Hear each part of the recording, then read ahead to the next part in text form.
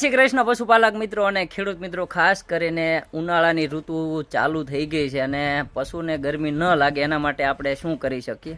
તો અહીંયા અમારા મિત્ર ધવલભાઈ એક સરસ મજાનો એકદમ ઓછા ખર્ચે અને પશુને સારું એવું રહેઠાણ છે મળી રહે એના માટે મસ્ત વ્યવસ્થા કરી છે. તમે જોઈ શકો છો, નોર્મલ વાહડા નાખી અને થોડીક નિરણ નાખી દીધી છે માથે અને ઉપર કાગળ ફિટ કરી દીધો છે. અહીંયા અંદરનું વાત કરું ને તો એકદમ ઠંડુ વાતાવરણ છે. અહીંયા સહેજ પણ ગરમી નથી થતી પશુને.